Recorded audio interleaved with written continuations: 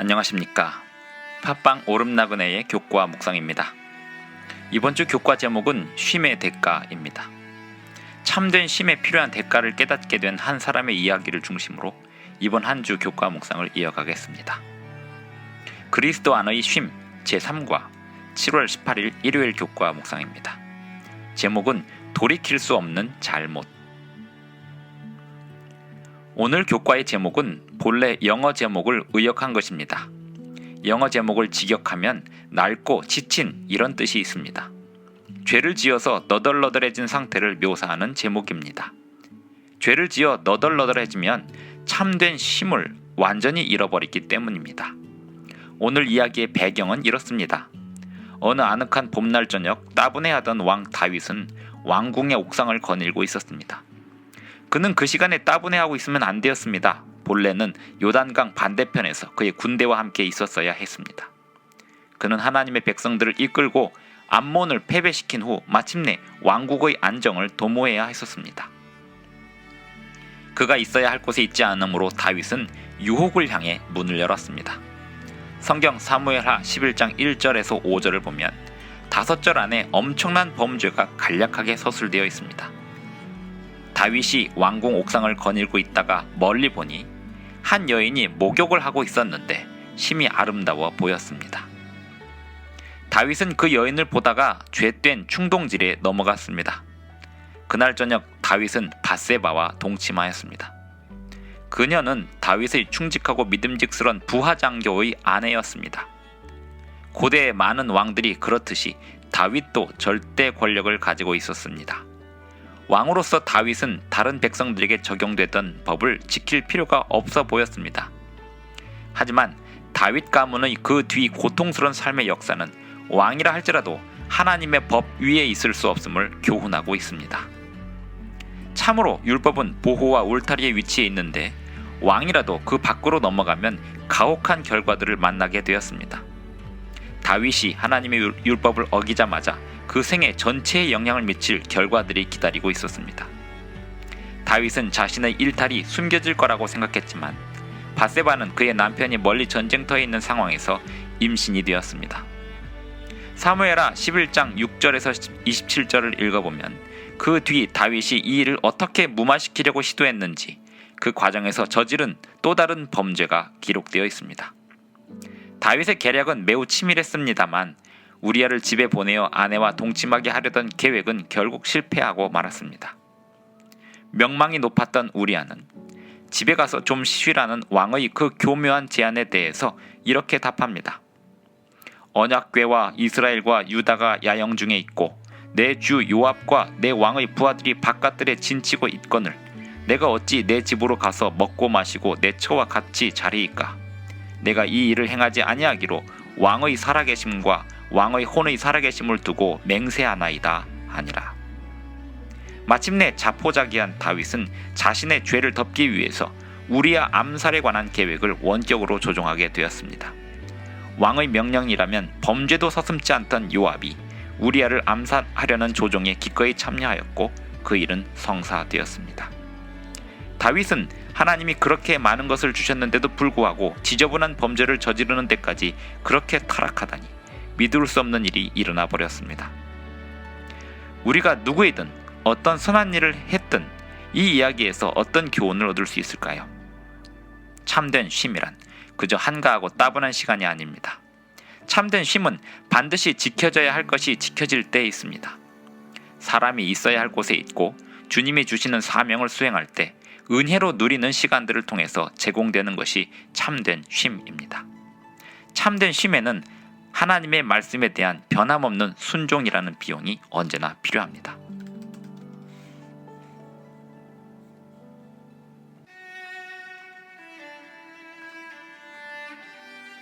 안녕하십니까. 팟빵 오름나그네 교과 묵상입니다.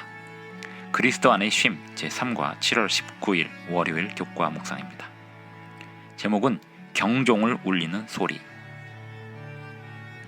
다윗의 생애에서 범죄로 얼룩진 가장 어두운 시간에도 복음은 있었습니다. 하나님께서 당신의 선지자를 보내셨습니다. 나단 선지자와 다윗은 서로를 잘 알았습니다. 일찍이 나단은 다윗이 성전을 지으려는 계획을 세울 때 조언을 했었습니다. 하지만 지금은 나단이 다른 임무를 수행하기 위해 왕 앞에 나타났습니다. 나단은 다윗을 직접적으로 정죄하기보다는 이야기를 먼저 들려주었습니다. 사무엘하 12장 1절부터 14절을 보면 그의 이야기와 다윗의 반응, 그리고 나단의 책망이 기록되어 있습니다. 나단 선지자는 무엇을 말해야 할지 잘 알고 있었지만 다윗이 이해할 수 있는 방식으로 접근하였습니다. 사무엘하 12장 1절로 5절을 읽습니다. 여호와께서 나단을 다윗에게 보내시니 그가 다윗에게 가서 그에게 이르되 한 성읍에 두 사람이 있는데 한 사람은 부하고 한 사람은 가난하니 그 부한 사람은 양과 소가 심이 많으나 가난한 사람은 아무것도 없고 자기가 사서 기르는 작은 암양 새끼 한 마리뿐이라. 그 암양 새끼는 그와 그의 자식과 함께 자라며 그가 먹는 것을 먹으며 그의 잔으로 마시며 그의 품에 누움으로 그에게는 딸처럼 되었거늘 어떤 행인이 그 부자에게 오매 부자가 자기에게 온 행인을 위하여 자기의 양과 소를 아껴 잡지 아니하고 가난한 사람의 양 새끼를 빼앗아다가 자기에게 온 사람을 위하여 잡았나이다 하니 다윗이 그 사람으로 말미암아 노하여 나단에게 이르되 여호와의 살아계심을 두고 맹세하노니 이 일을 행한 그 사람은 마땅히 죽을 자라. 나단은 다윗이 예전에 목자 생활을 해봤기 때문에 잘 이해할 만한 이야기를 하였습니다. 그는 또한 다윗의 높은 정의감과 진실성을 알았습니다. 따라서 어떤 점에서 보면 다윗이 빠져들 수밖에 없는 방향으로 나단이 이야기를 끌고 갔다고 할 수도 있겠습니다. 다윗이 자기 이야기를 하는지도 모르고 이야기 속 인물에 대해 마땅히 죽어야 할 사람이라고 하였을 때 나단은 다윗을 향하여 당신이 그 사람이라고 하였습니다. 당신이 그 사람이라고 알리는 방법에는 여러 방법이 있습니다. 소리칠 수도 있고 상대의 면전에서 손가락을 가리키며 정죄할 수도 있고 관심과 배려를 표현하며 할 수도 있습니다. 나단의 선언은 엄숙하면서도 은혜가 있었습니다. 그 순간에 다윗의 양심은 일깨워졌습니다. 하나님께서 당신의 자녀들이 하나님의 뜻을 알면서도 거스를 때 느끼실 그 감정을 다윗이 느끼게 되었습니다. 사무치는 깨달음이 다윗의 마음에 일어났습니다. 사무엘하 12장 13절을 읽어보면 다윗이 말하기를 내가 여호와께 범죄하였노라 하였습니다. 다윗은 죄가 창조주이며 구원자이신 하나님을 향한 모욕임을 깨닫고 그 죄가 마음의 쉼을 빼앗아가는 것을 깨달았습니다. 죄는 우리를 해치고 다른 사람에게 영향을 미칩니다. 죄는 가족과 교회를 먹칠하고 수치심을 줍니다. 궁극적으로 죄는 하나님을 모욕하고 골고다의 하늘을 향해 세워진 십자가의 또 다른 못을 박는 것입니다. 부조화 선지자 722쪽의 글을 읽습니다. 선지자의 견책은 다윗의 마음을 움직여 양심을 일깨웠고 그의 죄는 흉악한 그대로 모두 나타났다. 그의 영혼은 굴복되어 하나님 앞에 회개하였다. 떨리는 입술로 그는 내가 여호와께 죄를 범하였노라고 말하였다. 다른 사람에게 행한 모든 악은 모두 다 해 입은 자들로부터 하나님께로 돌아간다. 다윗은 우리아와 밧세바 양인에게 극악한 죄를 범하였고 그는 이것을 뼈저리게 느꼈다. 그러나 더욱 그를 괴롭힌 것은 그 죄가 하나님께 범한 죄라는 것이었다. 다윗은 성령의 회개 촉구에 반응하였고 성령이 주시는 회개의 선물을 받아들였습니다. 죄는 참된 쉼을 빼앗아가고 성령이 주시는 회개는 참된 쉼을 회복할 길을 안내합니다. 안녕하십니까. 팟빵 오름나그네의 교과 묵상 그리스도 안의 쉼 제4과 7월 20일 화요일 교과 묵상입니다. 제목은 용서받고 끝인가. 다윗은 나단이 하는 이야기를 듣고 무심결에 이야기 속 인물이 죽어 마땅하다고 하였습니다. 그 이야기 속 인물이 자기를 가리키고 있음을 미처 인식하지 못하였기 때문입니다. 나단은 다윗의 죄의 심각성을 깨닫게 하고 직면하게 해주었습니다. 다윗은 자기의 죄를 깨닫고 자백했습니다. 그리고 즉시로 나단은 다윗에게 확신 있게 말을 전달했습니다. 사무엘하 12장 13절을 읽습니다. 다윗이 나단에게 이르되 내가 여호와께 죄를 범하였노라 하매 나단이 다윗에게 말하되 여호와께서도 당신의 죄를 사하셨나니 당신이 죽지 아니하려니와. 하나님의 용서를 기다리는 긴 시간이 필요치 않았습니다. 용서가 베풀어지기 전에 다윗이 자기가 얼마나 진실하게 회개하는지 증명할 필요도 없었습니다. 하나님은 다윗의 마음을 잘 아시기 때문입니다. 하지만 나단은 진술하기를 밧세바가 임신한 아이는 죽게 될 것이라고 하였습니다. 그리고 나단은 다윗의 범죄의 결과로 일어날 일들을 예언하였습니다. 하나님께서 다윗의 죄를 용서하셨다는 의미가 무엇일까요? 하나님께서 모든 것을 그냥 깨끗이 잊어주시겠다는 건가요? 과거가 그냥 묻히고 말겠다는 건가요? 사무엘하 12장 10절로 23절을 읽어보면서 이 주제에 대해서 묵상해 보시기 바랍니다. 이 주제는 다윗에게도 그의 세계가 무너지는 것을 보면서 평생 탐구의 주제였을 것입니다. 태어난 아기가 죽고 다른 자녀들도 추잡한 범죄에 빠지고 죽을 때면 세상이 무너지는 듯 했을 것입니다. 암논과 압살롬의 이야기는 가족 문제의 실제적인 사례가 될 만합니다. 다윗의 미래는 불투명해짐을 느낄 수밖에 없었습니다. 하지만 그의 범죄의 결과들, 즉 우리와 같이 무고한 사람이 죽임당하고 갓 태어난 아기가 죽는 것을 보면서 다윗이 깨닫기 시작한 것도 있습니다. 하나님의 은혜가 죄를 사하시고 언젠가 죄의 모든 결과들도 해결될 것을 이해하기 시작했습니다. 그러는 동안에 하나님의 은혜를 통해 그의 망가진 양심이 다시 쉼을 찾을 수 있었습니다. 다윗이 진정으로 필요한 것이 무엇인지 느끼기 시작했습니다. 그가 갈망하는 것이 무엇인지 찾기 시작했습니다. 시편 51편 1절로 6절을 읽습니다. 하나님이여 주의 인자를 따라 내게 은혜를 베푸시며 주의 많은 긍휼을 따라 내 죄악을 지워 주소서. 나의 죄악을 맑게 씻으시며 나의 죄를 깨끗이 제하소서. 무릇 나는 내 죄과를 아오니 내 죄가 항상 내 앞에 있나이다. 내가 주께만 범죄하여 주의 목전에 악을 행하였사오니 주께서 말씀하실 때에 의로우시다 하고 주께서 심판하실 때에 순전하시다 하리이다. 내가 죄악 중에서 출생하였으며 어머니가 죄 중에서 나를 잉태하였나이다. 보소서, 주께서는 중심이 진실함을 원하시오니 내게 지혜를 은밀히 가르치시리이다. 시편 51편의 시에서 다윗은 그의 마음을 고백하고 죄를 자백하였습니다. 자비를 향한 다윗의 외침이 하나님의 실패하지 않으시는 사랑과 위대한 긍휼하심에 호소되었습니다. 다윗은 새롭게 되기를 갈망했습니다. 우리가 예수님 안에 참된 쉼의 비용을 깨달을 때 먼저 우리는 외부의 도움이 필요함을 인식하게 됩니다. 우리는 죄인이고 구세주가 필요합니다. 우리는 우리의 죄를 깨닫고 우리 죄를 씻어주실 유일하신 주님께 호소하게 됩니다.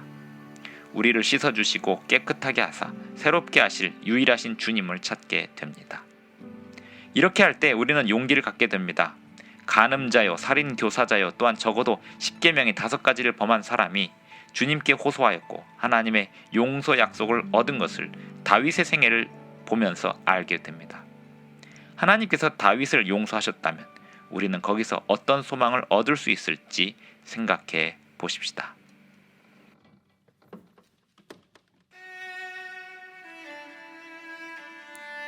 안녕하십니까. 팟빵 오른나그네의 교과 묵상 그리스도 안의 쉼 제4과 7월 21일 수요일 교과 묵상입니다. 제목은 새롭게 하심. 다윗은 죄를 자백했습니다. 변명하거나 얼버무리지 않았고 하나님께 탄원했습니다. 그가 하나님께 구한 것은 무엇이었을까요? 시편 51편 7절로 12절을 보겠습니다. 우술초로 나를 정결하게 하소서. 내가 정하리이다. 나의 죄를 씻어주소서. 내가 눈보다 휘리이다. 내게 즐겁고 기쁜 소리를 들려주시사 주께서 꺾으신 뼈들도 즐거워하게 하소서. 주의 얼굴을 내 죄에서 돌이키시고 내 모든 죄악을 지워주소서. 하나님이여 내 속에 정한 마음을 창조하시고 내 안에 정직한 영을 새롭게 하소서. 나를 주 앞에서 쫓아내지 마시며 주의 성령을 내게서 거두지 마소서. 주의 구원의 즐거움을 내게 회복시켜 주시고 자원하는 심령을 주사 나를 붙드소서. 우슬초로 나를 정결하게 하소서라고 한 다윗의 언급은 이스라엘 백성들에게 잘 알려진 성소 용어를 인용한 것입니다. 레위기 14장 4절에 묘사된 정결의식에 보면 우슬초가 언급되고 있습니다. 다윗은 희생제물의 능력을 인식하고 있었습니다. 희생제물은 장차 세상의 죄를 담당하시려 오실 것이었습니다. 다윗은 또한 기쁨과 즐거움을 위해 탄원했습니다. 그의 모든 죄악을 앞에 두고 너무 대담한 요구였을까요? 다윗의 탄원을 다음과 같이 읽을 수도 있습니다. 주님을 예배하는 자들의 기쁨과 즐거움을 들을 수 있는 성소에 다시 들어갈 수 있도록 저에게 용서를 말씀하여 주세요. 아담과 하와가 죄를 지었을 때를 생각해 봅시다. 그들은 하나님의 면전에서 숨었습니다. 다윗의 탄원이 죄를 지은 이후임에도 불구하고 아담과 하와와 달랐던 점은 무엇이었을까요? 시편 51편 11절 12절을 다시 봅니다. 나를 주 앞에서 쫓아내지 마시며 주의 성령을 내게서 거두지 마소서. 주의 구원의 즐거움을 내게 회복시켜 주시고 자원하는 심령을 주사 나를 붙드소서. 다윗은 하나님의 임재 앞에 살고 있다는 의식을 놓치고 싶지 않았습니다. 다윗은 실감하기를 성령의 도움 없이 자기는 무기력하다고 생각했습니다. 그는 밧세바에 대한 간음의 범죄에 쉽게 빠졌던 것처럼 다시 죄로 빠질 수 있음을 알았습니다. 그의 자만은 산산조각 났습니다. 다윗은 이해하기를 미래의 승리는 그 자신에게 달려있는 게 아니라 그가 오직 하나님께 전적으로 의지할 때 하나님께로부터 온다는 것을 알았습니다. 승리하는 그리스도인의 삶은 우리 안에 있는 게 아니라 예수님 안에 있습니다. 우리는 그리스도의 임재를 갈망하고 성령을 사모하고 주님의 구원의 기쁨을 바랍니다. 우리는 새롭게 되고 회복될 필요성을 인식합니다. 우리는 주님이 제공하시는 쉼이 필요합니다. 그 쉼은 새로운 창조의 능력을 베푸시는 거룩한 사역입니다. 창조주께서 주시는 쉼은 용서와 가깝습니다. 시편 51편 10절을 봅니다. 내 속에 정한 마음을 창조하시고 내 안에 정직한 영을 새롭게 하소서. 이 성경절은 창조 용어를 사용하고 있습니다. 구약 성경을 보면 오직 하나님만이 창조하실 수 있습니다. 시편 51편 10절에 사용된 단어 창조의 히브리어는 창세기 1장에서 창조에 사용된 그 히브리어 단어입니다. 그리고 재창조되면 우리는 쉬고 안식할 수 있습니다. 죄책감에서 노예나는 기쁨과 즐거움을 경험해 보셨습니까? 그렇지 않다면 무엇이 붙들고 있기에 경험하지 못하고 있을까요? 죄책감이 있다면 다윗의 이야기에서 어떤 교훈을 얻어야 할까요? 다윗을 용서하시고 붙드신 하나님은 오늘도 살아계시고 용서를 베푸시고 긍휼히 여기기를 기뻐하시는 분이심을 잊지 마십시다.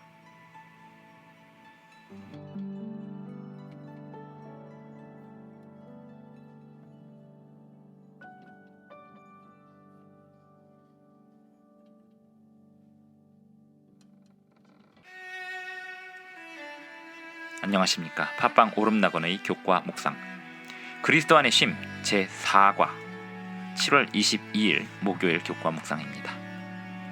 하나님의 빛을 반사하는 자들. 대부분의 사람들은 민망스러운 실패 그리고 용서를 경험한 직후에는 그 일에 대해 빨리 잊으려는 반응이 자연스럽습니다. 실패와 낭패의 기억은 고통스럽기 때문입니다. 다윗은 그의 고통스러운 경험에 관하여 어떻게 하기를 원했습니까? 시편 51편 13절로 19절을 보겠습니다. 그리하면 내가 범죄자에게 주의 도를 가르치리니 죄인들이 주께 돌아오리이다. 하나님이여 나의 구원의 하나님이여 피 흘린 죄에서 나를 건지소서. 내 혀가 주의 의의를 높이 노래하리이다. 주여 내 입술을 열어주소서. 내 입이 주를 찬송하여 전파하리이다. 주께서는 제사를 기뻐하지 아니하시나니 그렇지 아니하면 내가 드렸을 것이라. 주는 번제를 기뻐하지 아니하시나이다. 하나님께서 구하시는 제사는 상한 심령이라. 하나님이여 상하고 통회하는 마음을 주께서 멸시하지 아니하시리이다. 주의 은택으로 시온의 선을 행하시고 예루살렘 성을 쌓으소서. 그때에 주께서 의로운 제사와 번제와 온전한 번제를 기뻐하시리니 그때에 그들이 수소를 주의 제단에 드리리이다. 그릇이나 귀한 화병이 떨어져서 깨지면 한숨 푹 쉬고 쓸모없이 된 조각들을 버리는 게 당연합니다. 일본에서 킨츠기라고 하는 전통 예술이 있다고 합니다. 깨진 그릇을 다시 복원하는 것을 전문으로 합니다. 금이나 은같이 귀한 금속을 녹여서 깨진 조각들을 연결하여 붙이는 데 쓰고 깨진 부분을 아름답고 가치 있는 예술품으로 복원합니다. 하나님께서 우리를 용서하시고 재창조하실 때도 변화가 일어납니다. 하나님의 은혜로운 용서는 부서진 부분을 서로 이어주고 부서졌던 자리들은 주님의 은혜를 주목하게 만듭니다. 우리는 주님의 확성기가 될 수 있습니다. 시편 51편 14절을 봅니다. 내 혀가 주의 의의를 높이 노래하리이다. 우리는 점진적으로라도 자가 회복이나 자기 개선을 시도하지 않습니다. 부서진 마음이나 통회하는 마음은 주님을 풍성히 찬양할 수 있게 됩니다. 그리고 주변을 둘러싼 세상을 향한 빗줄기가 될 수 있습니다.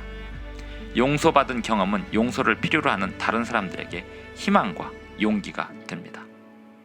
스스로 개선하고 스스로 회복할 수 있는 게 아니기 때문에 오직 주님을 찬양할 수 있는 것이고 주님께서만이 우리를 재창조하실 수 있기 때문에 오직 주님께만 영광을 돌릴 수 있는 것입니다. 시편 51편과 요한일서 1장 9절은 어떤 연관이 있을까요? 요한일서 1장 9절을 읽어보겠습니다. 만일 우리가 우리 죄를 자백하면 그는 미쁘시고 의로우사 우리 죄를 사하시며 우리를 모든 불의에서 깨끗하게 하실 것이요. 이 구절은 시편 51편의 요약이라고 할 수 있습니다. 다윗이 고백했듯이 상하고 통회하는 마음을 주께서 멸시치 않으실 것입니다. 주님의 말씀을 우리가 믿으면 됩니다. 다윗은 그가 저지른 일로 초래된 엄청난 일들을 되돌릴 수도 없었고 가족들에게 본이 될 수도 없었습니다. 그는 그가 저지른 행동과 결정의 결과들로 고통받았습니다.